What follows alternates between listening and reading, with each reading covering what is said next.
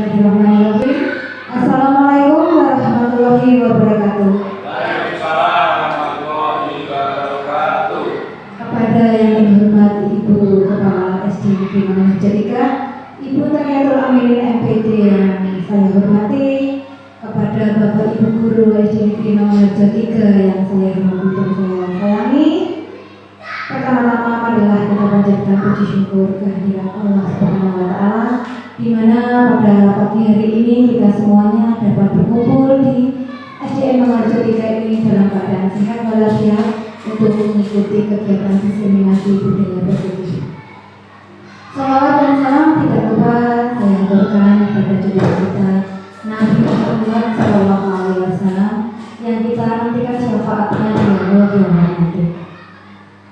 Saya ucapkan terima kasih kepada Bapak Ibu Kepala Sekolah atas meluangkan waktunya di pagi-pagi ini, memberikan kesempatan kepada saya untuk menyebarkan pemahaman, penerapan, dan pengetahuan yang sudah saya lakukan selama melaksanakan budaya positif di SDN Mangunharja 3, terutama di kelas 3. Acara kita pada pagi hari ini itu sambutan dari Kepala SD Negeri Mangunharja 3. Yang kedua yaitu acara inti diseminasi budaya positif. Yang ketiga penutup dan doa dan kemudian ditutup. Cara yang pertama yaitu sambutan dari Kepala SD Negeri Mangunharja 3 kepada Ibu Tariatul Aminin, disilakan. Assalamualaikum warahmatullahi wabarakatuh. Bapak dan Ibu yang saya hormati, salam guru penggerak. Perkenalkan, nama saya Bu Takia. Saya adalah Kepala Sekolah SDN Mangunharja 3 Ngawi. Pada kesempatan kali ini, dua calon guru penggerak kami, yaitu Bu Iva Wardani dan Bu Anis Megawati, akan mendiseminasikan tentang budaya positif di sekolah. Untuk itu, kami mengumpulkan Bapak Ibu guru kami untuk mengikuti kegiatan diseminasi tersebut, sehingga nanti akan mendapatkan ilmu-ilmu terbaru dengan berbagi praktek baik ini dari kedua calon guru penggerak kami. Nanti yang nantinya akan diimplementasikan pada kelasnya masing-masing. Kemudian seperti apa sih budaya positif itu, semisal dari kesepakatan kelas hingga menyelesaikan permasalahan melalui segitiga restitusi. Materi pada kesempatan kali ini saya pribadi selaku kepala sekolah sangat mendukung karena merasa ini penting banget untuk diketahui kita bersama, kemudian nanti bisa diimbaskan di kelasnya masing-masing, sehingga budaya positif atau kebiasaan-kebiasaan positif ini bisa menjadi budaya yang baik yang ada di SDN Mangunharja 3 Ngawi. Untuk itu semuanya saya menghimbau kepada Bapak Ibu guru kami yang ada di SDN Mangunharja 3 Ngawi ini untuk mengikuti kegiatan diseminasi ini dengan sungguh-sungguh, dengan sebaik mungkin, sehingga nanti bisa mendapatkan ilmunya dan dapat mengimplementasikan di kelasnya masing-masing. Semangat Bapak dan Ibu guru, semangat juga buat calon guru penggerak saya, Bu Iva Wardani dan Bu Anis Megawati. Semangat! Itu acara inti yaitu diseminasi budaya positif. Maaf ya Bapak Ibu guru, di sini saya bukan karena saya malah pintar, tapi kita bagi-bagi baik. Nanti bila ada kekurangan bisa ditambahi, apapun bisa. Saya menerima masukan dari semuanya. Terima kasih Ibu. Saya akan memulai diseminasi budaya positif di SD Negeri Mangunharja 3 yang sudah saya lakukan. Budaya positif. Budaya positif adalah keyakinan dan kebiasaan-kebiasaan positif di sekolah yang berpihak kepada murid,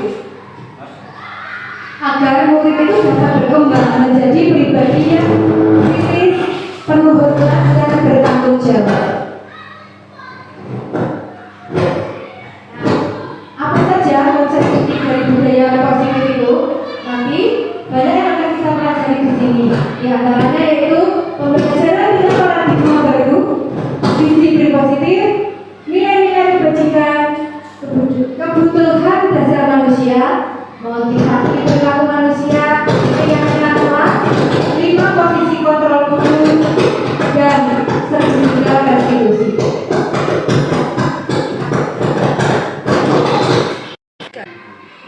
Ibu Guru, mari kita bahas tuntas tentang ekspor konsep inti budaya positif satu persatu ya. Kita mulai dari pembelajaran dengan paradigma baru. Pembelajaran dengan paradigma baru yaitu pembelajaran yang dirancang berdasarkan prinsip pembelajaran berdiferensiasi sehingga murid belajar sesuai dengan kebutuhannya. Berdasarkan tahap perkembangannya untuk mewujudkan profil pelajar Pancasila. Kira-kira kita sudah melakukannya apa belum Bapak Ibu Guru? Insya Allah sudah. Sudah ya Bapak Ibu Guru ya. Karena kita sudah melaksanakan kurikulum merdeka. Di mana kurikulum merdeka itu sangat bermanfaat dan memihak kepada murid. Isinya sangat bermanfaat sekali sehingga pembelajaran dengan paradigma baru ini sudah kita lakukan.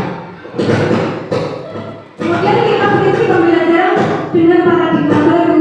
Apa saja itu 5 prinsipnya? Yaitu 1. Mempertimbangkan kebutuhan capaian belajar murid.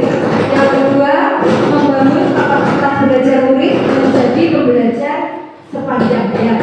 Yang ketiga, mendukung perkembangan kognitif dan karakter murid.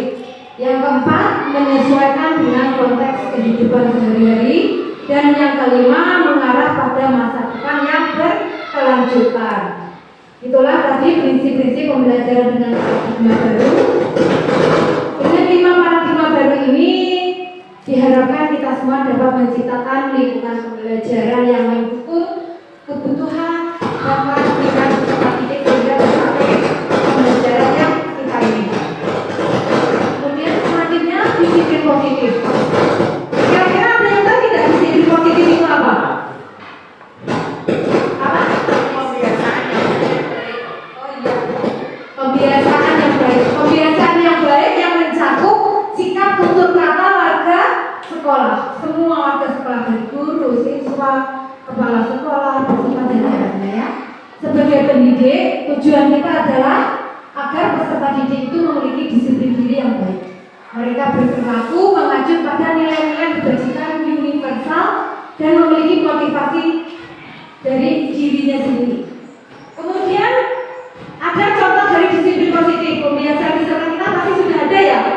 Ada yang tahu? Apa? Angkat tangan. Ya, apa Bu? Tata krama. Iya. Maksudnya anak harus punya tata krama dengan guru, orang tua.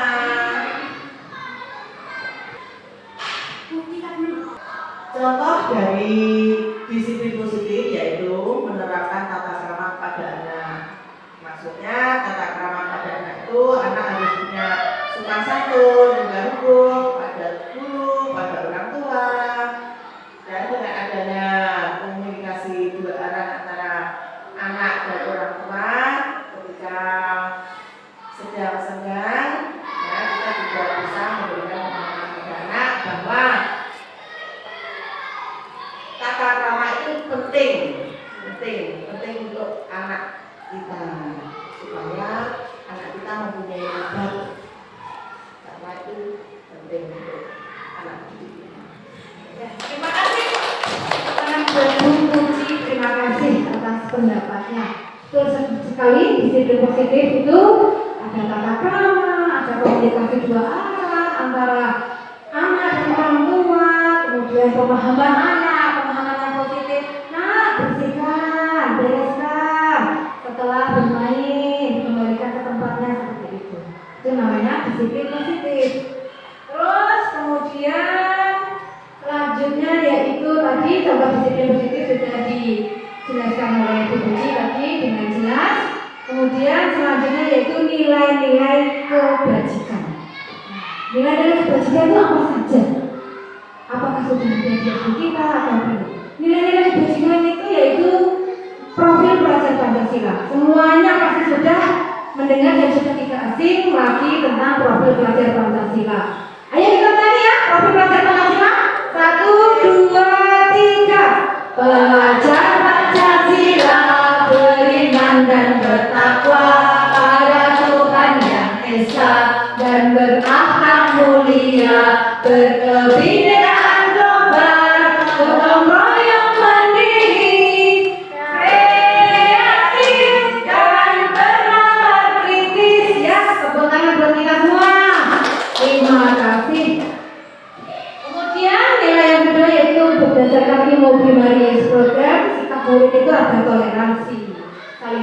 bakti antar sesama teman, saling menghargai, saling menyayangi, tenggang rasa, kerjasama, kreativitas, banyak sekali nilai-nilai yang ada di dalam murid itu. Kemudian selanjutnya itu nilai keterampilan dalam hidup. Keterampilan dalam hidup itu apa saja? Yaitu dapat dipercaya. Kemudian hatinya lurus, tidak merendahkan orang lain. Jadi kita itu berprinsip kalau ini menghargai orang lain juga harus menghargai orang lain. Kemudian memberikan yang terbaik dari dirinya.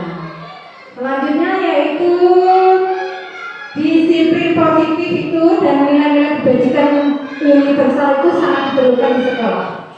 Namun semuanya itu harus didiskusikan, tidak langsung harus ini yang ditanamkan di sangga. Kita diskusikan bersama dengan semua warga di sekolah. Semua harus dilibatkan agar semuanya itu merasa nyaman dalam melaksanakan nilai-nilai universal yang akan kita tanamkan kepada peserta didik dan kita sendiri. Kemudian yaitu selanjutnya tentang kebutuhan dasar manusia. Kebutuhan dasar manusia. Apa itu kebutuhan dasar manusia? Itu pasti pokok sekali ya. Apa kebutuhan dasar manusia? Ya, monggo. Makan, minum, kebutuhan dasar manusia yaitu salah satunya makan, minum, terus diberi pengakuan dan sebagainya. Terima kasih Bu Iva. Ya, kebutuhan dasar manusia itu segala sesuatu yang memiliki tujuan dengan usaha yang terbaik dalam rangka agar terpenuhi kebutuhannya. Kebutuhan peserta didik kita itu terpenuhi. Kebutuhan dasarnya itu apa saja? Nah, ini tadi yang dijelaskan Ibu Ika. Tadi ada makan minum ya. Itu tadi berarti masuk kebutuhan apa? Makan dan minum tadi? Bertahan hidup. Ya, bertahan hidup. Bertahan hidup itu makan, minum, mandiri tapi bisa mengarahkan dirinya ke hal-hal yang positif. Begitu. Kemudian kesenangan. Kesenangan itu yaitu kebutuhan untuk mencari kesenangan. Apa saja kebutuhan untuk mencari kesenangan? Ingin tertawa, ingin bahagia, ingin bermain. Itu 5 kebutuhan dasar manusia. Sampai di sini ada yang ditanyakan? Tidak? Nah, kalau tidak yaitu sekarang motivasi perilaku manusia. Nah, motivasi perilaku manusia itu ada 2. Di dalam manusia itu ada motivasi, ada dorongan, ada 2, yaitu motivasi intrinsik dan motivasi ekstrinsik. Apa perbedaan intrinsik dan ekstrinsik? Ada yang bisa memberitahu? Monggo. Ekstrinsik itu motivasi yang berasal dari dalam diri kita, kalau ekstrinsik dari luar diri kita. Ya. Betul sekali. Motivasi intrinsik itu dari dalam diri kita seperti minat, bakat, perasaan ingin tahu, saya ingin senang, kayak gitu itu perasaan intrinsik yang timbul dari dalam diri kita. Kemudian kalau motivasi ekstrinsik itu yang dari luar, seperti ingin mendapatkan penghargaan, ujian, intensif dan tekanan-tekanan sosial itu dari ekstrinsik. Kemudian, nah kalau motivasi menurut James Gerson itu ada 3. Untuk menghindari ketidaknyamanan atau hukuman.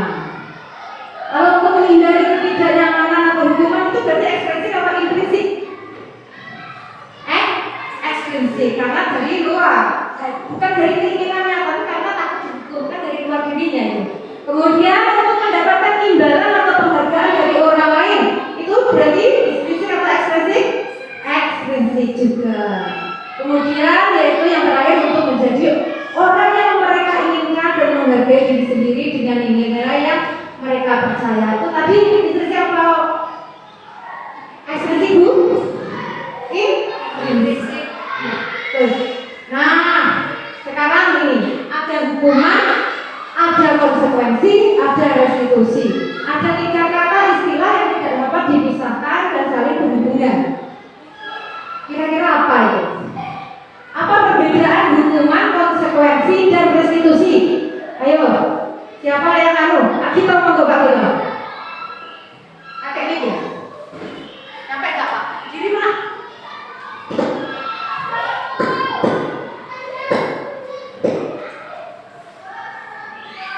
Jadi perbedaan hubungan, konsekuensi dan restitusi. Jadi kalau hukuman itu ada perencanaan atau bisa secara tiba-tiba. Sebenarnya tidak tahu apa yang akan terjadi. Jadi tidak tahu murid ini nantinya seperti apa. Terus sampai ke salah satu arah berupa hukuman fisik atau psikis. Kalau konsekuensi perencanaan atau disepakati sesuai aturan, jadi sesuai dengan aturan yang ada di sekolah. Murid tetap dibuat tidak nyaman. Pasti kalau konsekuensinya kalau ada hubungan pasti murid akan merasa tidak nyaman. Sikap guru selalu memonitor murid. Terus restitusi menciptakan kondisi murid untuk memperbaiki kesalahan. Jadi secara restitusi, jadi hubungan itu untuk agar murid bisa memperbaiki kesalahannya. Yang sebenarnya adalah proses kolaboratif yang mengajarkan murid untuk mencari solusi sendiri. Itu perbedaan dari hubungan, konsekuensi dan restitusi. Ya, terima kasih, tepuk tangan buat Pak Kito. Yang tepat sekali jawaban dari Pak Kito ya. Ya, Pak Kito ini guru olahraga dari SD Mangunarjo 3. Ya, perbedaan hukuman, konsekuensi dan restitusi. Ya, hukuman itu tidak terencana seperti yang dikatakan Pak Kito tadi, tidak terencana, bersifat satu arah. Hukuman itu tidak terencana, tiba-tiba kemudian bersifat satu arah berupa hukuman fisik. Murid tidak tahu apa yang akan terjadi. Ya, kemudian konsekuensi. Kalau konsekuensi itu selalu disepakati. Jadi kalau disepakati, ya begitu konsekuensinya. Kita sepakat nanti anak-anak masuk jam 7 ya. Itu konsekuensi bersama satu semua warga sekolah. Kemudian anak-anak kelas, nah itu ada konsekuensinya. Itu ada konsekuensi disepakati dulu. Kemudian restitusi. Restitusi itu menciptakan kondisi murid itu memperbaiki kesalahan yang diperbuatnya. Nanti di bagian belakang ada segitiga restitusi, penjelasannya ada di belakang ya. Kemudian proses kolaboratif yang mengajarkan murid untuk mencari solusi sendiri. Nah, dari sini ada yang ditanyakan atau tidak? Sudah paham ya? Nah, kalau sudah paham berarti ini ada pertanyaan refleksi. Menurut Anda dari ketiga motivasi tadi, manakah yang saat ini paling mendasari perilaku murid-murid Bapak Ibu di sekolah? Monggo. Siapa Pak?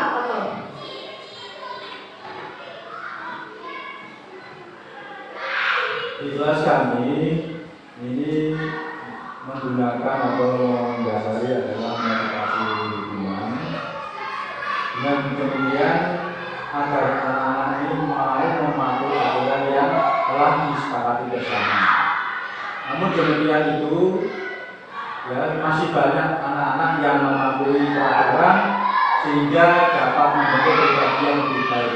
Jadi ini sangat diperlukan motivasi peraturan ini, hubungan ini gunanya agar anak-anak berhati-hati dan menjaga agar tidak terkena hubungan. Kemudian Terima kasih Pak Toto atas jawabannya dan pendapatnya. Pendapatnya juga luar biasa. Ya, motivasi dari murid-murid kita kemarin tadi Pak Toto mengatakan bahwa banyak murid itu karena takut sama dihukum gitu ya. Itu berarti motivasi ekstrinsi. Jadi kita tugasnya sebagai guru harus memunculkan motivasi intrinsik dari siswa tersebut karena kesadaran dirinya menjadi lebih baik. Kemudian yang kedua yaitu pertanyaan motivasi yang kedua, nilai-nilai kebajikan apa yang Bapak Ibu anggap paling penting yang harus ditanamkan di SD Mangunarjo tercinta ini? Kira-kira apa ya nilai-nilai kebajikan yang harus ditanamkan? Oh, ya, betul.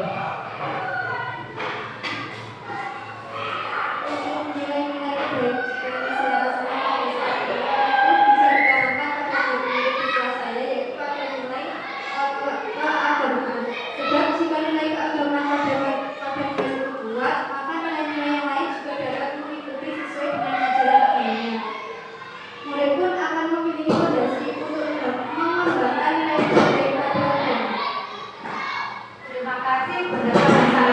biasa keren, ya betul sekali.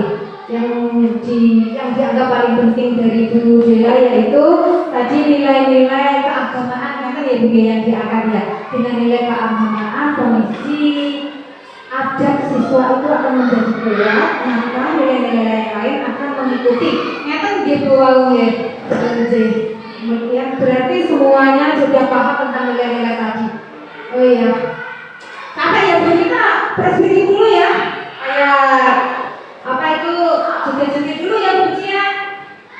Nah, oke, bentar ya. Saya kasih es breaking, yuk berdiri yuk. Es breaking dulu.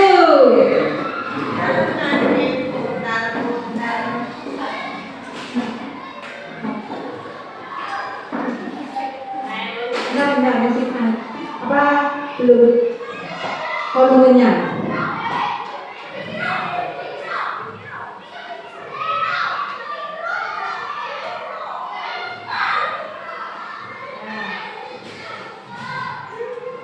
Udah?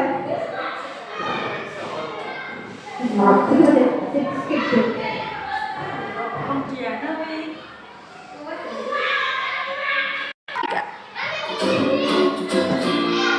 Ayo kita explain dulu apa kata kita. Ada lebih keras lagi. Yo, semangat. Tangan diputar-putar untuk putar. Tangan diputar-putar tidak lagu. Tangan diputar-putar tidak lagu. Digoyang-goyang, digoyang-goyang, digoyang-goyang. Tangan diputar-putar tidak putar. Tangan diputar-putar tidak lagu. Tangan diputar-putar tidak lagu. Digoyang-goyang, digoyang-goyang, digoyang-goyang. Diputar-putar, diputar-putar, diputar-putar,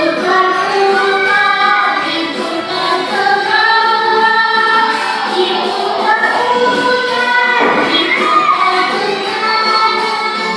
diputar-putar,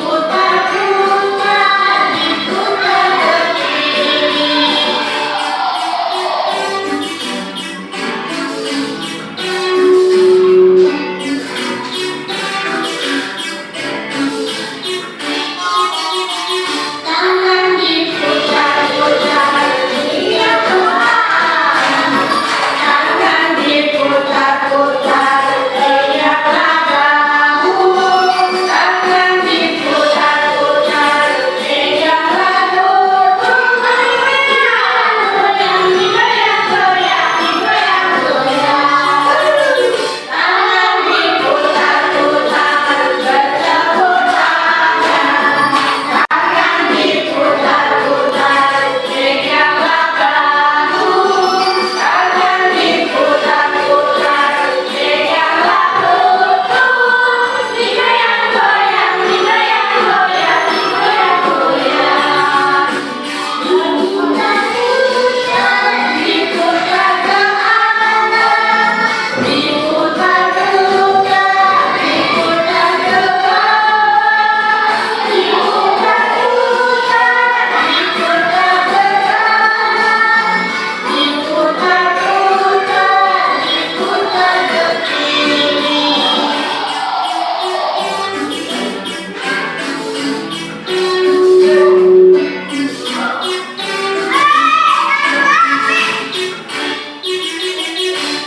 Siap, kita semua. Terima kasih. Iya. Boleh diminum dulu. Sudah fresh ya semuanya? Pikiran, tenaga, otot sudah pegang semuanya. Sekarang diminum dulu.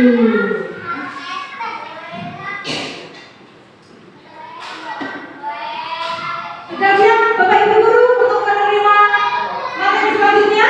Siap. Oke, sudah siap ya? Oke, sekarang yaitu 5 posisi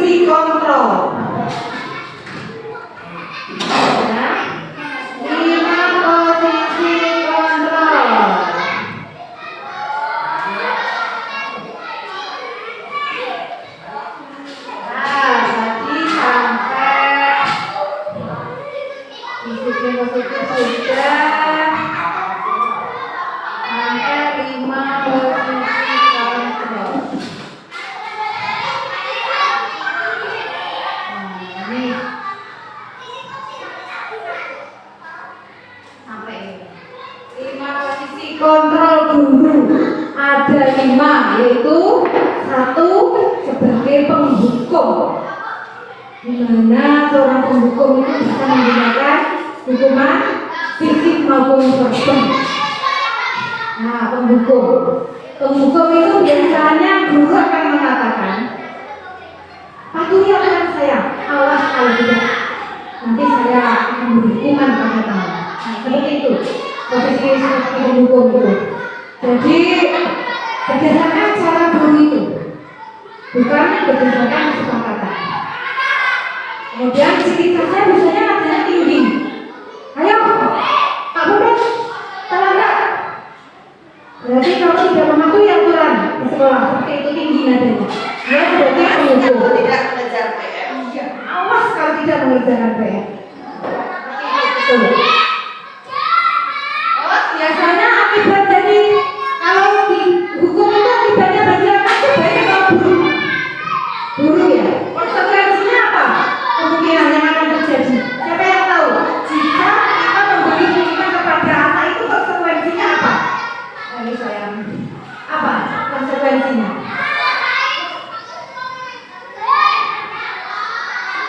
Konsekuensinya adalah kemungkinan murid marah dan mendiam atau bersifat agresif. Betul sekali, tepat dan keren jawabannya. Jika kita itu menjadi posisi kontrol seorang penghukum, itu akan berdampak negatif bagi siswa. Yaitu siswa itu akan menjadi marah. Dia akan mengikuti cara belajar, cara bicara gurunya. Kalau gurunya itu mengancam, memberi hukuman, siswa demikian juga. Karena guru itu contoh dari siswanya, gambaran dirinya. Ya, akan menjadi marah, mendendam dan agresif. Ya biasanya kalau hukuman itu siswa itu hanya sementara dia akan nurut, saat itu nurut, besoknya akan kembali lagi. Itu karena hukuman itu berasal dari ekspresinya siswa, bukan dari dalam dirinya. Dia tidak akan bertahan lama.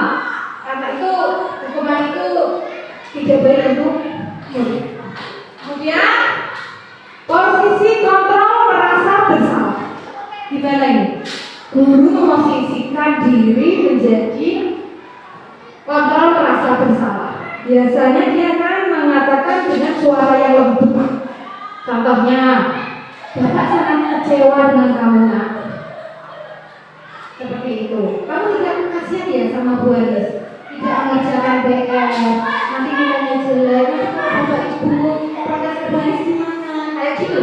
Merasa bersalah dia siswanya. Ada yang bisa membuat contoh guru merasa bersalah? Ada. Contoh kalimatnya seperti apa? Ada yang bisa? Bu Sri?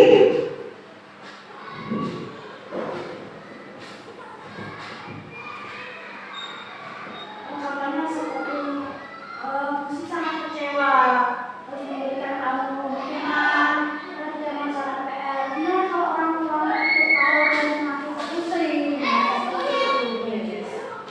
Terima kasih Bu Sri, guru muda yang cantik dari Jimpi Manggajeng. Terima kasih. Ya, seperti itu ya posisinya itu. Jadi murid itu menciptakan nilai, dia menciptakan nilai dirinya sendiri itu buruk. Aduh, aku merasa bersalah begini. Jadi dia itu akan menjadi lebih baik lagi karena dia sudah mendapatkan gambaran, oh begini ternyata salah saya yang lakukan. Nah, seperti itu lebih mengenai siswa. Jadi murid itu konsekuensinya jika posisi kontrol merasa bersalah dilakukan, maka siswa itu merasa, aduh, aku sudah mengecewakan orang-orang yang aku sayangi, mengecewakan ibu guru yang aku sayangi, mengecewakan teman-temanku, orang tuaku, seperti itu. Dia akan menjadi lebih baik lagi. Kemudian yang ketiga,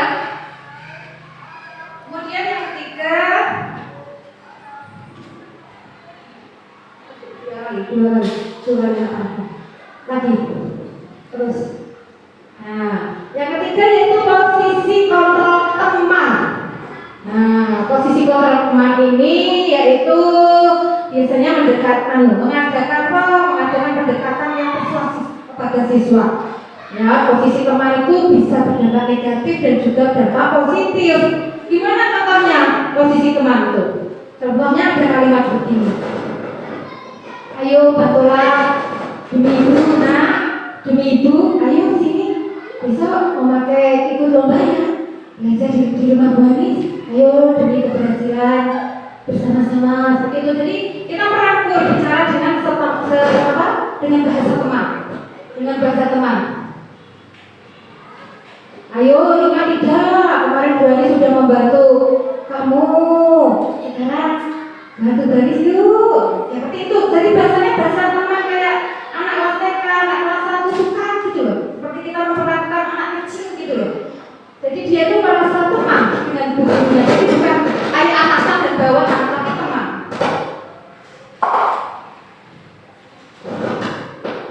Kalau anak-anak itu bermain berantakan ya sudah, tidak apa-apa. Nanti kita bereskan bersama-sama ya. Nanti bu guru jangan ditinggalkan, bersama berdua ya membereskannya. Seperti itu. Jadi teman. Nadanya ada teman. Kemudian yaitu posisi yang keempat yaitu 2 kali. Yaitu posisi kontrol pemantau. Di sini guru mengawasi berdasarkan peraturan atau konsekuensi yang telah disepakati bersama dengan semua warga sekolah. Biasanya pertanyaan yang diajukan itu, apa kamu mengetahui peraturannya? Sekolah ini apa? Apa konsekuensinya jika kamu melanggar peraturan ini seperti itu? Itu adalah posisi kontrol pemantau. Biasanya itu bisa menggunakan gurunya bisa membuat daftar checklist untuk memantau perkembangan siswanya itu.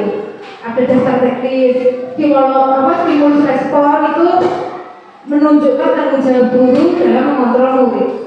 Jadi ada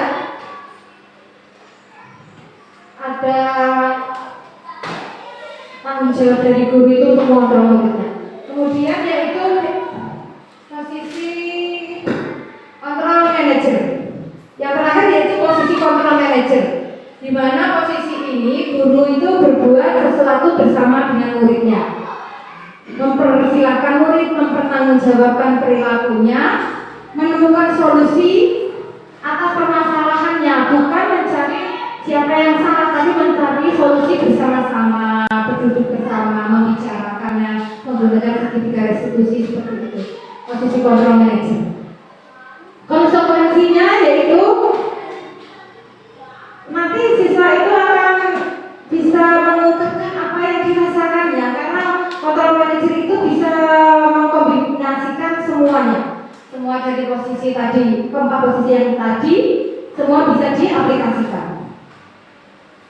Nah, dan di sini penekannya bukan pada membuat konsekuensi, tapi kolaborasi dengan murid dan gurunya untuk memperbaiki kesalahannya. Jadi kolaborasi ya posisi kontrol manager itu. Nah, ciri khasnya biasanya nadanya tulus, biasa tubuhnya tidak kaku, lembut, mendekat ke murid seperti itu posisi kontrol manager itu. Nah, apa kamu tahu jam berapa sekolah dimulai seperti itu? Terus, jadi kamu tadi terlambat ya? Kira-kira apa masalah kamu nak? Bisa terlambat seperti itu posisi kontrol manager itu seperti itu. Jadi tidak langsung marah, tidak langsung menghakimi seperti itu. Nah, itu namanya posisi kontrol manager. Ya Pak, nanti saya akan berusaha untuk, pasti kita akan mengatakan seperti itu. Jadi dia akan berani berkata, tidak hanya diam kayak dia ini seperti itu. Kemudian pada posisi manajer ini biasanya guru atau orang tua itu tulus, tidak marah, tidak tinggi, tidak menunjuk-nunjuk siswa. Intinya begitu. Jadi memperlakukan siswa itu seperti berlian yang daya jualnya tinggi, yang dielus-elus gitu. Jadi kita itu harus bersikap baik kepada murid, jadi murid akan bersikap baik juga kepada kita. Kemudian bisa juga menggunakan gurau-gurau seperti itu. Jadi tidak harus selalu dalam keadaan tegang. Nanti biasanya guru akan berkata gini, baik nak, terima kasih kamu atas usaha yang kamu perbaiki, jangan diulangi lagi seperti itu. Jadi jangan langsung menghukum, karena sekarang kan masih menghukum ya.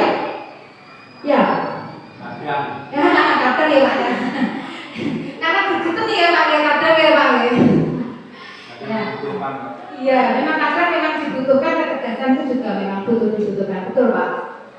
Kemudian selanjutnya yaitu nanti keyakinan kelas kita yang terakhir saja.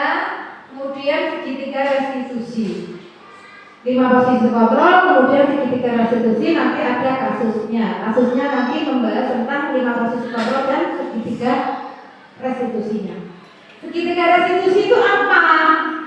Segitiga restitusi itu proses dialog antara semua warga sekolah untuk menciptakan kondisi bagi murid untuk memperbaiki kesalahannya. Jadi mereka itu berbuat salah, memperbaikinya dan bisa mengembalikan kelompoknya. Gitu. Jadi restitusi itu bukan menembus kesalahan, tapi tawaran kepada murid, memberi tawaran kepada murid bagaimana cara memperbaiki kesalahannya agar bisa kembali ke kelompoknya, ke jalan yang benar seperti itu. Itu namanya segitiga restitusi. Apa saja tahapan segitiga restitusi? Nah, tahapan segitiga restitusi itu ada 3, yaitu menstabilkan identitas, memvalidasi kebutuhan, dan menanyakan keyakinan. Nah, dalam posisi menstabilkan identitas, biasanya berprinsip membuat kesalahan adalah bagian dari proses pembelajaran. Jadi kalau siswa berbuat salah jangan dimarahi, itu bagian proses belajar. Dia akan belajar dari kesalahan. Jadi diperbaiki akan menjadi lebih baik. Kemudian menggeser identitas gagal ke identitas sukses. Biasanya kata-katanya seperti ini yang dipakai. Tidak apa-apa nak berbuat salah. Nah, Bapak tidak tertarik mencari siapa yang salah, tapi Bapak mencari solusinya. Seperti itu biasanya kata-katanya. Ada yang tahu lagi kata-kata yang selain itu? Contohnya? Ada? Apa? Kamu berhak merasa begitu. Kalau ibu jadi kamu juga akan seperti itu juga pernah ibu lakukan dulu. Iya, betul, seperti itu. Kamu punya apa-apa, dari dulu juga masih kecil juga melakukan kesalahan seperti itu. Itu menstabilkan identitas. Jadi belajar dari kesalahannya. Kemudian yang kedua yaitu memvalidasi tindakan yang salah, berprinsip bahwa perilaku ini berupaya memenuhi suatu kebutuhan tertentu. Jadi perilaku yang dilakukan siswa itu pasti atas dasar kebutuhan tujuan tertentu. Itu perlu divalidasi tindakan yang salah. Biasanya apa yang dikatakannya? Biasanya yang dikatakannya seperti ini. Pasti kamu punya alasan nak. Apa alasanmu mencuri uang temanmu? Apa alasanmu bertengkar dengan temanmu? Banyak sekali kasus di sekolah ya. Itu sangat bermanfaat sekali. Segitiga restitusi ini untuk validasi tindakan-tindakan yang salah dari siswa yang dilakukannya di sekolah. Kira-kira ada kata-kata lain yang memvalidasi tindakan yang salah? Pahamnya ini? Paham ya memvalidasi tindakan yang salah ini? Kata-kata yang lain apa? Apa Bu?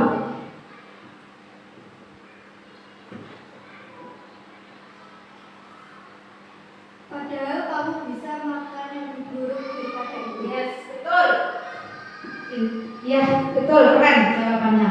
Padahal kamu bisa melakukan lebih buruk dari itu maksudnya gini. Maksudnya begini. Aku nggak apa-apa nak, kamu melakukan itu. Padahal kamu bisa melakukan lebih buruk dari kan dia mencontek, contohnya mencontek dengan temannya. Dia cuma marah. Padahal kamu bisa melakukan hal lebih buruk dari itu untuk kamu tidak melakukan kekerasan, tidak nonyo, tidak nendang, nah, seperti itu. Itu memvalidasi tindakan yang salah. Nah, seperti itu kata-katanya. Paham ya sampai sini ya?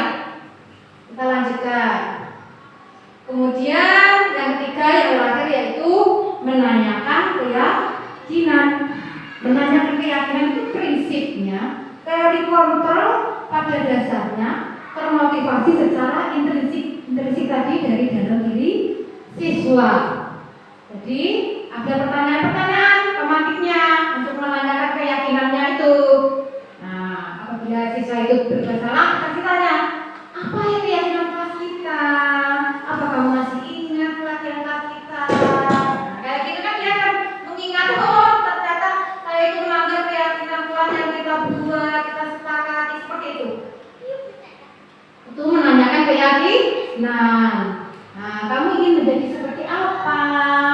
Nilai-nilai apa yang perlu kita sepakati bersama? Jadi kita itu memberikan pertanyaan-pertanyaan pemantik agar siswa itu berbicara, mengungkapkan apa yang ada di isi hatinya, kemudian bisa mencari solusi. Itu tadi segitiga rasa. Ini ada kasus. Sampai di sini sudah paham ya? Kalau sudah paham kita belajar kasus untuk memperdalam pengetahuan kita tentang tadi 5 posisi kontrol dan segitiga restitusi tadi. Nah ini. Oh tadi kan ya? Ada yang belum ya? Nah, sebelum kasus itu nanti terakhir kita keyakinan kelas saja dulu ya. Nah posisi kontrol udah, segitiga restitusi udah, keyakinan kelas terus nanti belajar kasus gitu ya. Nah keyakinan kelas. Apa itu keyakinan kelas? Pasti Bapak Ibu guru semuanya sudah tahu dan sudah paham dan sudah melakukannya. Keyakinan kelas itu adalah kesepakatan kelas yang diyakini bersama-sama dengan guru dan siswanya. Tujuannya apa? Agar murid itu mengembangkan disiplin diri atas keyakinan kelas yang dibuatnya. Mengapa keyakinan kelas tidak peraturan? Siapa yang tahu mengapa keyakinan kelas tidak peraturan? Mengapa keyakinan kelas tidak peraturan? Ya. Karena keyakinan kelas itu bersifat tidak hanya satu pihak, jadi antara dua pihak, contohnya murid dan guru seperti itu. Jadi kesepakatan antara murid dan guru dan dibentuklah kesepakatan kelas dan itu namanya keyakinan kelas. Bagus sekali Bu Iva, terima kasih. Jawabannya betul, kalau keyakinan kelas itu peraturan dibuat dengan kesepakatan siswa dan gurunya.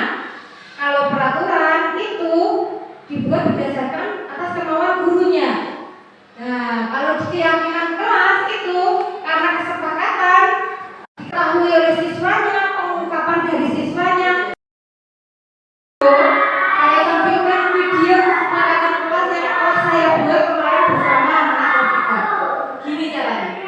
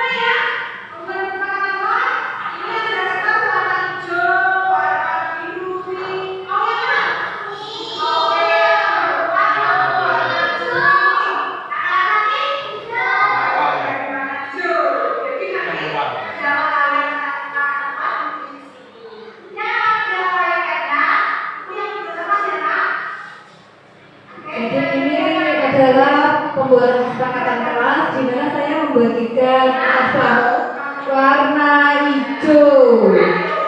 Itu untuk laki-laki, permintaannya warna kuning untuk perempuan. Di sana siswa-siswa saya akan menuliskan pendapatnya tentang kesepakatan kelas. Dia akan mengutarakan kesepakatan kelas yang dia inginkan. Akan ditulis di situ. Itulah prosesnya. Nah, mereka bisa menulis.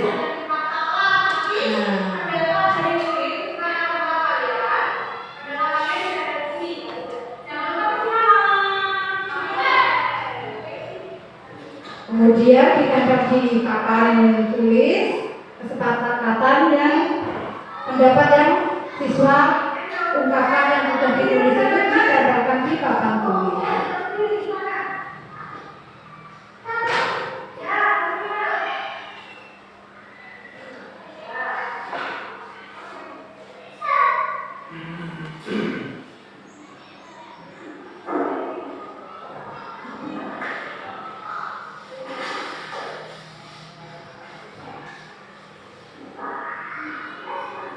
Itu wajah-wajah murid kesayangan saya itu kelas 3, cantik-cantik yang ganteng-ganteng.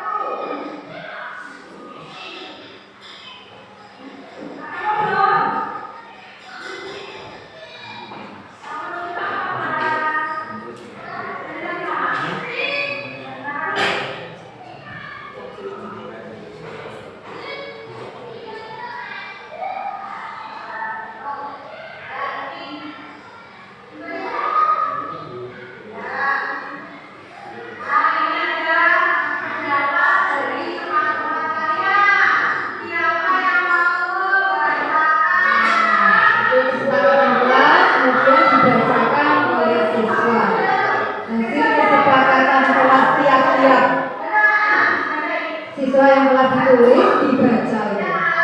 Itu ada namanya, kemudian dibaca oleh salah satu siswa.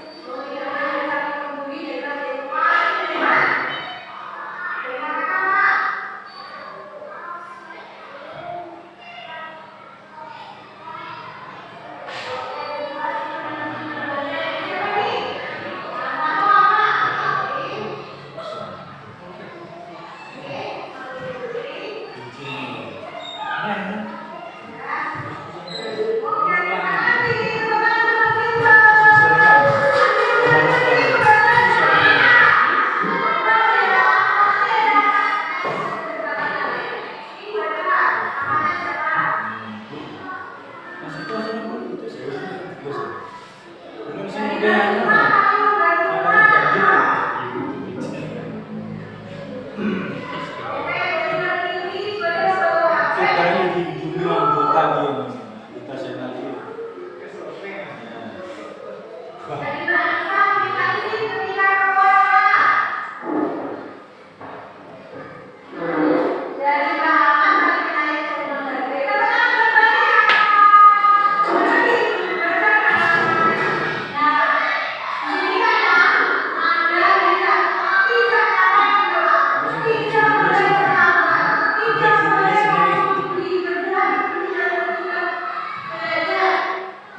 Tadi ada kalimat-kalimat negatif, tidak boleh terlambat, tidak boleh ramai. Nah, itu tadi kalimat negatif. Kemudian saya memerintahkan apa itu memberi apa itu stimulasi pada anak-anak untuk membuat kalimat negatif itu menjadi positif. Lanjutkan juga.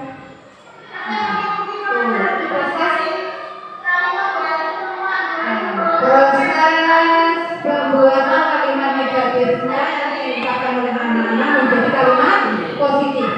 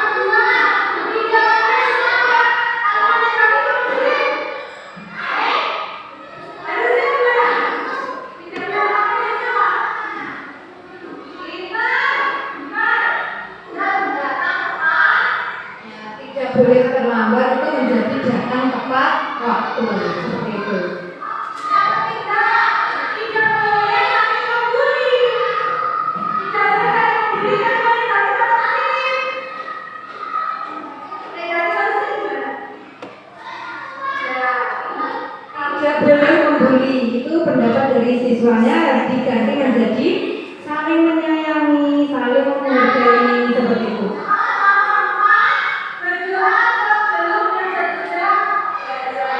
Berdoa sebelum dan sudah belajar sudah benar, tidak perlu diganti.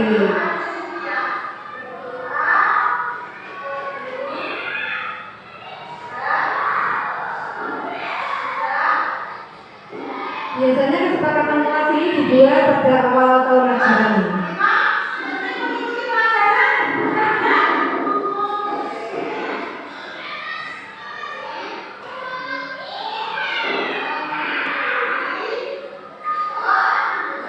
Tapi mengikuti pelajaran.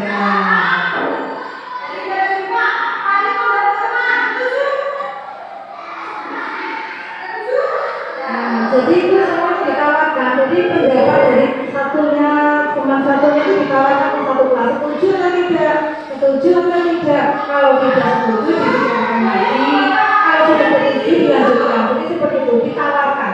Setiap pendapat teman, setiap pendapat siswa ditawarkan ke siswa yang lain. Jadi tidak langsung disetujui, tapi ditawarkan dulu, baru dilakukan persetujuan, baru dilakukan kesepakatan kelas.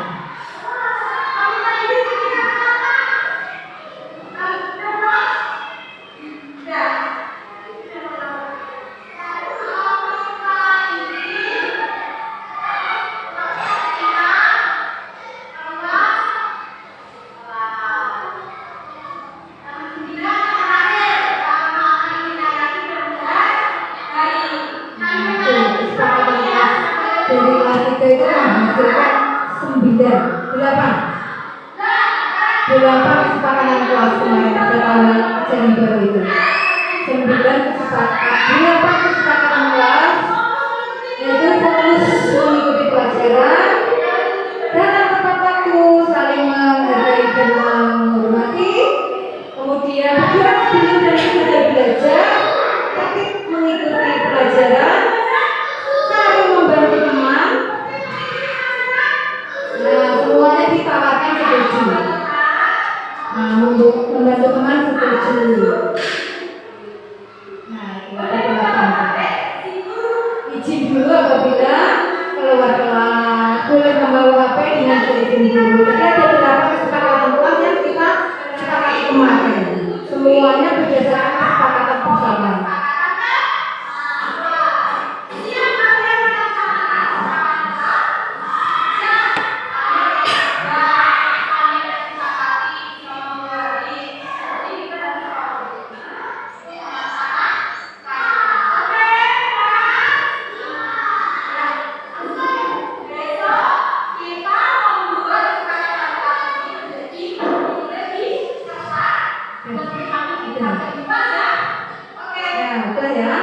Videonya itu tadi video aksi nyata pembuatan kesepakatan kelas yang telah saya buat kemarin di tahun ajaran. Nah, semuanya sudah dibahas ya. Ada tadi semua dibahas ketika diskusi, 5 posisi kelompok, pengertian kelas, nilai-nilai universal, 5 kebutuhan dasar manusia. Sekarang kita belajar kasus. Nah, kasus untuk memperdalam pemahaman kita. Bentar ya, kasusnya halaman terakhir kasus ya di sini. Ada yang lihat saya bacakan kasusnya ya. Guru matematika dan wali kelas 8, Ibu Santi namanya, itu sakit sehingga tidak dapat masuk dan mengajar. Akhirnya dicarikan guru pengganti, Ibu Eni. Ibu Eni itu baru 2 tahun menjadi guru. Beberapa murid perempuan yaitu Vivi dan Natali mengetahui hal itu dan memulai membuat memulai menggunakan kesempatan dan bersikap seenaknya, tertawa dan tidak mengindahkan kehadiran Ibu Eni. Ibu Eni mencoba menyapa Vivi dan Natali dengan ramah sambil mengingatkan untuk tetap fokus pada pekerjaan tugas. Ayolah, tugasnya dikerjakan. Nanti ibu dituntut bapak kepala sekolah. Kalau kalian tidak kerjakan tugas, tolong bantu ibu ya. Namun Vivi dan Natali malah sedikit tertawa. Ah ibu, sampai saja bu. Mereka tetap tidak mengerjakan tugas dan malah mengobrol. Terus keesokan harinya, Ibu Santi, wali kelas aslinya, itu memanggil Vivi dan Natali, serta menanyakan tentang laporan Ibu Eni. Nah, Ibu Santi menanyakan, apakah mereka bersedia melakukan perbaikan permasalahan yang ada. Vivi dan Natali sempat ragu-ragu dan membela diri. Namun, pada akhirnya mengatakan akan meminta maaf. Ibu Santi menanggapi bahwa tindakan itu boleh saja dilakukan bila mereka sungguh-sungguh ingin meminta maaf. Namun Ibu Santi menanyakan keyakinan kembali, apa yang mereka bisa lakukan untuk menggantikan rasa tidak hormatnya. Nah, baik Vivi maupun Natali mengakui bahwa perilaku mereka tidak sesuai dengan. Terus kemudian ada ini pertanyaan untuk memahami kasus satu ini.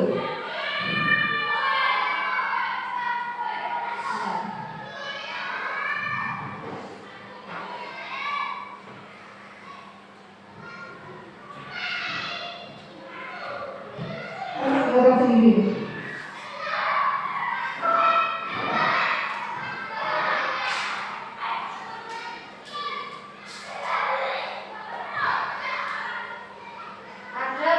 Dari kasus-kasus itu pasti Bapak Ibu semuanya mempunyai kasus ya, masing-masing dengan muridnya. Dengan keanekaragaman murid itu pasti banyak kasusnya. Nah, kemudian itu Ibu Santi melanjutkan kembali apa yang akan mereka lakukan untuk memperbaiki masalah. Apakah ada gagasan? Setelah berpikir sejenak, Natali dan Vivi mengusulkan bagaimana kalau mereka mengadakan sebuah diskusi kelompok dengan teman-teman sekelasnya. Tema yang mereka pilih adalah penerapan keyakinan kelas, terutama tentang sikap saling menghormati dan bagaimana penerapannya di kehidupan sehari-hari di sekolah. Kemudian ada lagi usulan kedua, mengirimkan email kepada Ibu Eni tentang gagasan mereka tersebut. Kemudian mereka memberitahu Ibu Eni bahwa mereka telah memberitahu kepala sekolah Pak Hasan. Bila lain waktu ada ketiadaan guru, mereka akan mengusulkan Ibu Eni sebagai guru pengganti. Nah, dari kasus tadi kita belajar memperdalam kasus tadi. Nah, ada posisi kontrol, ada tiga restitusi. Nah, dalam kasus di atas, langkah-langkah restitusi apa yang sudah dijalankan Ibu Santi? Apakah sudah melakukan restitusi? Ada yang bisa menjawab untuk pertanyaan nomor satu? Untuk langkah restitusi yang sudah dijalankan yang dijalankan Ibu Santi itu sudah dipenuhi ya, langkah-langkahnya sudah dijalankan sesuai dengan apa yang dilakukan oleh diusulkan oleh Vivi dan Natali. Terus untuk langkahnya yaitu mereka mengusulkan bagaimana kalau mereka mengadakan sebuah diskusi kelompok dengan teman-teman sekelasnya. Terus tema yang mereka pilih adalah penerapan keyakinan kelas, terutama tentang sikap saling menghormati dan bagaimana penerapannya jika di kehidupan sehari di sekolah. Usulan kedua yaitu tadi yang dijelaskan Bu Aris tadi, mengirimkan email kepada Ibu Eni tentang gagasan mereka tersebut. Dan mereka memberitahu Bu Eni bahwa mereka telah memberitahu kepala sekolah Pak Hasan bila lain waktu ada ketiadaan guru, maka mereka akan mengusulkan Ibu Eni sebagai guru pengganti. Sekali jawaban dari Ibu Iva. Terima kasih tepuk tangan buat Bu Iva. Iya. Kemudian itu berarti sudah melakukan sendiri restitusi ya Bu ya tadi ya Bu ya. Ada apa itu? Mengidentifikasi betina, memvalidasi tindakan dan menanyakan keyakinan, semuanya sudah ada dalam percakapan tadi. Kemudian pertanyaan yang kedua, menurut Anda apakah restitusi yang diusulkan Vivi dan Natali sudah sesuai dengan pelanggaran yang telah dibuat? Langkah-langkah yang telah diusulkan mereka apakah sesuai? Ya, Bu Sri?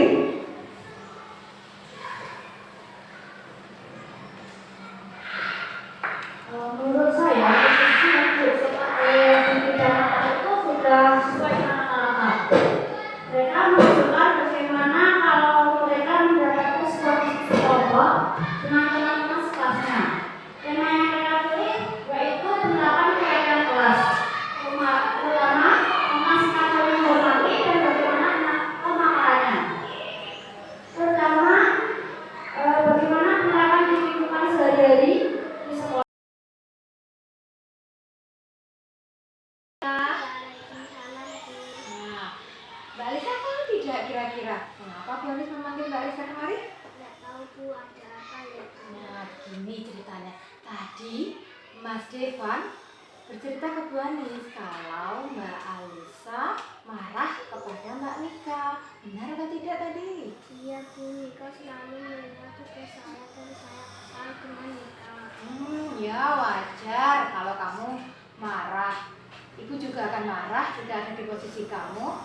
Lalu apa yang kamu lakukan tadi kepada Mbak Nika? Saya meneriaki Nika dan mengajar. Mengapa kamu melakukan itu, Nak? Ya itu tadi Bu, saya marah. Masa saya diam saja melihat teman saya dicontek. Saya kan sudah bekerja keras menyelesaikan Nika tidak mau berusaha sendiri. Bu Guru memaklumi apa yang kamu lakukan dan Bu Guru juga mengapresiasi kamu cuma marah tidak sampai memukul Mbak Nika. Nah, sekarang tindakan kamu sesuai dengan keyakinan kelas kita tidak? Tidak Bu, Masih ingat keyakinan kelas kita kemarin? masih Bu. Oke, kalau begitu kira-kira pelanggaran apa yang kamu lakukan tidak sesuai dengan keyakinan kelas kita? Tidak Bu. Pintar sekali. Lalu apakah kamu bersedia memperbaiki kesalahanmu? Bersedia Bu. Apa yang akan kamu lakukan, Nak, untuk memperbaiki kesalahan itu? Saya harus bersabar dan menahan amarah. Selain itu, saya juga akan membantu Nika jika ada kesulitan dalam belajar. Terus apa lagi? Minta? Maaf. Oh iya, pintar, minta maaf ya. Tepat sekali tindakanmu, Mbak Alisa. Tetap semangat belajar dan silakan kembali ke kelas. Semangat. Iya Bu, terima kasih. Ya, sama-sama.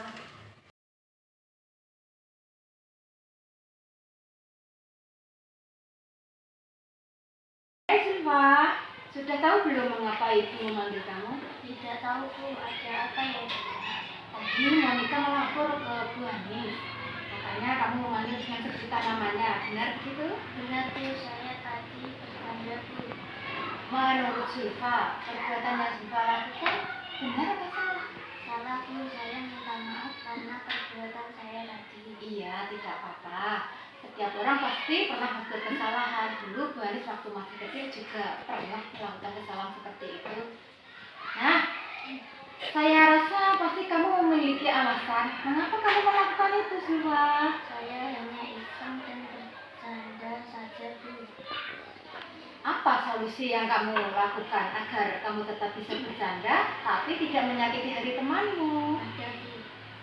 Apa solusinya?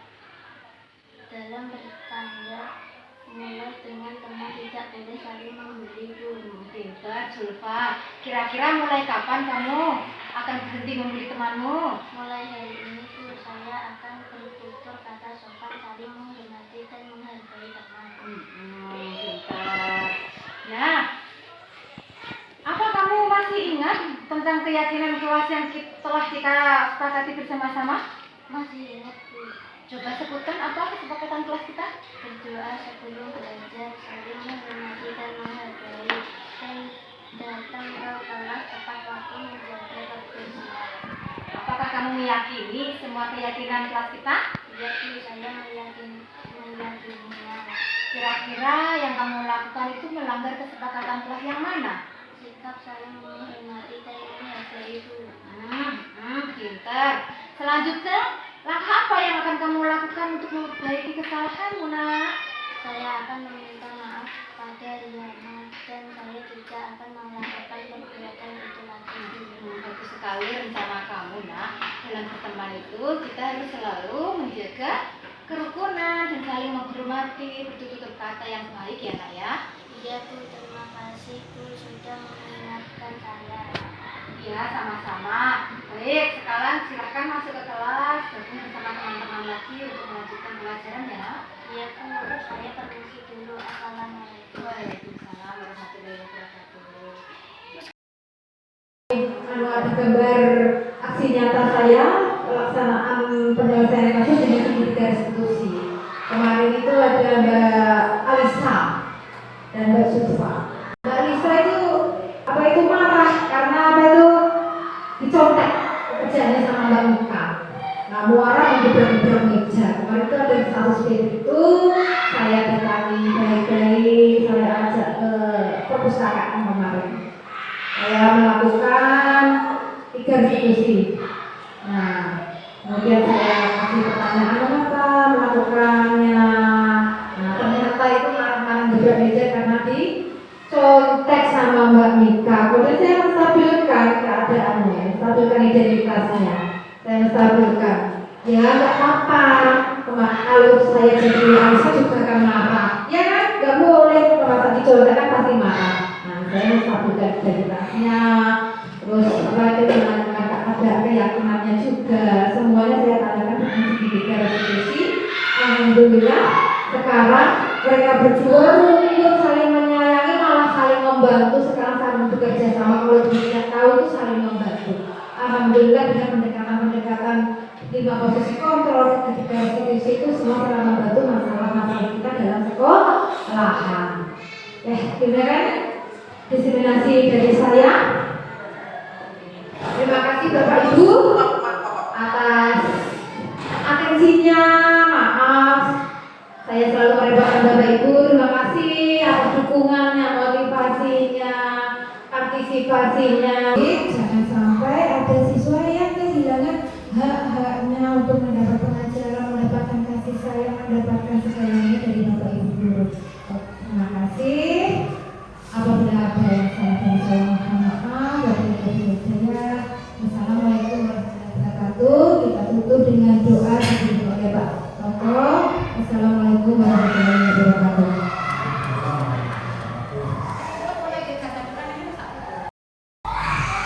Terima kasih waktu yang diberikan kepada saya sebagai penutupan dari acara ini, yaitu acara berbagi praktik baik diseminasi budaya positif.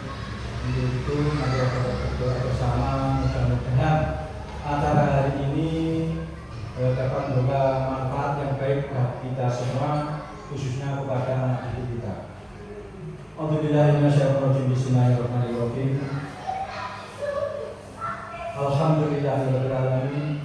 Hamdan syakirin, hamdan na'imin, hamdan mu'afinan, ma'yukafinan juga. Ya Rabbana alhamdulillah yang dari yang sultan. Allahumma sholli ala sayyidina Muhammadin wa ala ali sayyidina Muhammad. Rabbi zidni ilma warzuqni fahma waj'alni min syukur. Rabbana hab min azwajina wa dhurriyyatina qurrata a'yun waj'alna lil muttaqina imama. Rabbana arina haqqa wa warzuqna ittiba'ah wa arina warzuqna ittiba'ah. Rabbana atina fid dunya hasanah wa fil akhirati hasanah wa qina adzabannar. Subhana rabbika rabbil amma yasifun wa salamun alhamdulillahi rabbil alamin. Al-Fatihah. A'udzubillahi minasyaitonir rajim. Bismillahirrahmanirrahim.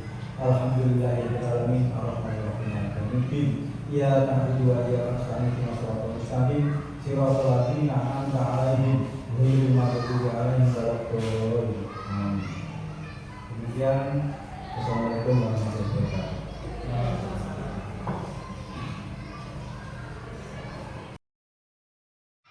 Assalamualaikum warahmatullahi wabarakatuh. Bapak dan Ibu guru yang saya hormati, pada kesempatan kali ini saya akan memberikan testimoni tentang kegiatan diseminasi yang sudah disampaikan Bu Anis Megawati dan Bu Ipa Wardani.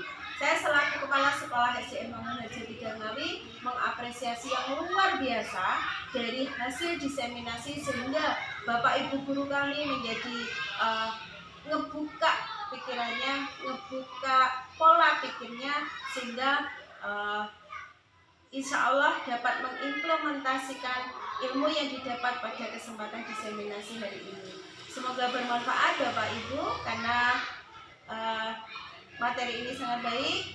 Bapak Ibu guru sudah memahami semuanya, sehingga harapan besar saya dari selaku kepala sekolah agar diimplementasikan di sekolahnya, di kelasnya masing-masing. Semangat dan salam guru penggerak. Assalamualaikum warahmatullahi wabarakatuh.